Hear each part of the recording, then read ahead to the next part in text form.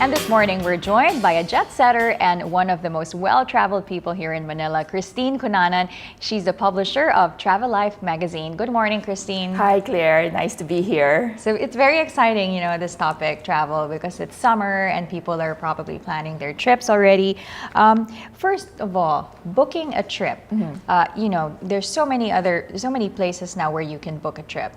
Travel agency, online websites, or you can go direct. What is your advice for booking a trip? I think it depends. It's on a case-to-case basis. Because personally, when I do my private travel bookings, sometimes I find the internet is cheaper, or sometimes the travel agency is cheaper, or a travel expo can have a very good deal. So I think people who really want to make the most of their money should do the research and not just rely on one way, but check out everything and then make the comparison afterwards. Okay, so check all. Yeah, if you really want the very good deal. If you're short on time and you don't mind paying a little more, then the travel agency is of course the most convenient.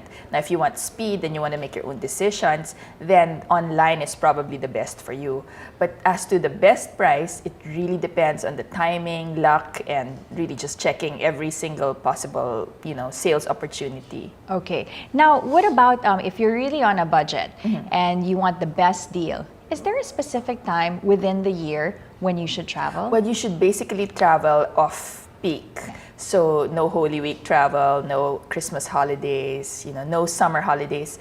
If you travel during the off-peak, you can get very good deals, almost 60% off for hotels and airlines at the same time. Okay, and let's talk about travel expos, because I've been to one, and it can get overwhelming because you get all these brochures. So how can you decipher which ones are the good deals and which ones are I tell everyone, do your research, because when you go to a travel expo, there's like a million deals and everyone is saying they have the best deal, right? So you should really know what's the baseline, for example, for a cost to go to London.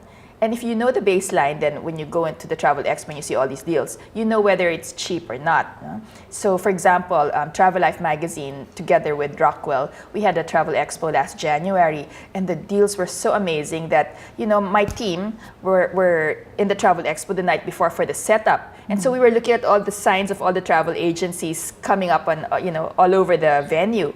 And when I got to the travel expo for the last look at about 11 in the evening, my staff everyone came up to me and said, "Ma'am, can we please get a leave? Because we all want to buy stuff in the travel expo." It was that cheap. Even us, people in the travel media who know what a good deal is and who are so used to good deals, they were all just floored by the deals at the travel expo. So, when you go to a travel expo, there are some, benefits. There are some great deals. But you really have to be, prepared to first line up. There's a lot of people. And then you have to have a flexible schedule. For example, you can get a trip to Europe for $400, for example, when a regular price is about $1,200. But a lot of airlines have a condition. For example, travel between July 15 and July 28 only.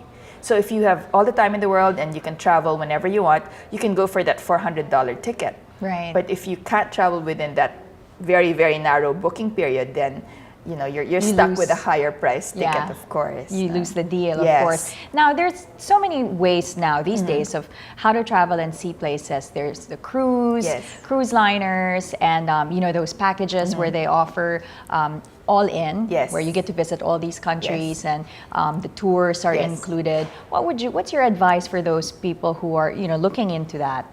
Well, I think it all depends on your travel style, because some people want to pay one person, one company, and then have everything taken care of.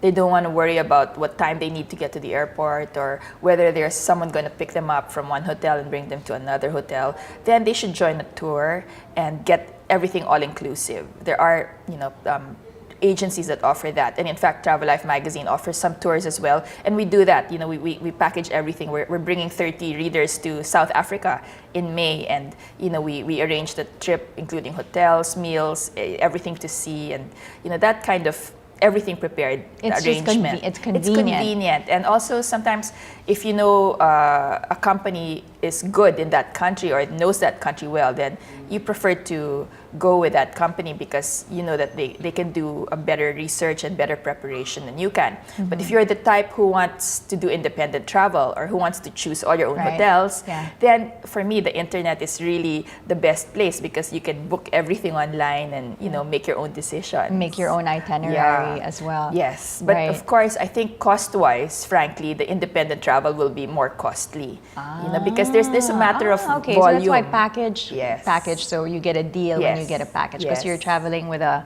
group. Yes, and of course the agencies doing it are also getting a deal based on 20 people, 25 people. Right. But you have to be ready to follow the itinerary. Yes, like if you want to lounge around, you can't really. It'll be difficult. Yes, that's the downside. Like if they say check out of your hotel at 8 o'clock and you want to sleep until 10, a package tour isn't the thing for you. No? Okay, now really quickly, food for foodies. People travel sometimes these days because they like to eat and they like to experience the culture and food. What is your favorite, foodie trip? Well, you know, I love France. In fact, I'm flying to France next week for a foodie trip. And then I planned another trip to France in July because I think France is one of those places that, you know, has millions of good restaurants, you know, and you don't have to eat expensively. You know, there's every village has a wonderful restaurant and France has a very good food culture. And how do you research the restaurants or places to go? Well, for the famous ones, for example, it's very easy, you know, because you have the Michelin guide and all these things. Okay, But for the, you know, not so famous places, what I like to do is I just like to get into a village and, you know, chat up the, you know, person in the butcher shop or the bakery and ask them, you know, where's your favorite restaurant around here? Where's a good place to eat around here? And, you know, everyone has a favorite place to eat, especially in a place like France where food is a major passion. So they all have their strong opinion on food and they're all willing to share it with you. Okay. Lastly, Christine, tell the audience, you know, what kind of tips or advice that you can give them for any of their travel plans, upcoming travel plans for this year? Well, in terms of traveling, I think it's good to research, as I said, in advance because there's a lot of deals available right now on the internet and travel agencies, but you really have to, you know, be able to put everything on the table and see which is the best deal for you, number one. And number two, in terms of packing, I think people should pack light.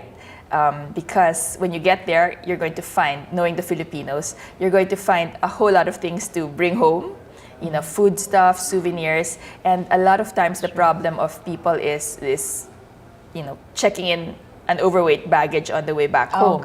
Especially for a lot of people, a trip, for example, to Europe is a major deal, right? So you want to bring back a lot of memories. You don't know when you're going back again. And you don't want to be overweight or having to pay the airline for overweight baggage. Because some airlines do charge a hefty fee for overweight. So for people, you know, for most people, I suggest, you know, once you finish packing, take out half of that.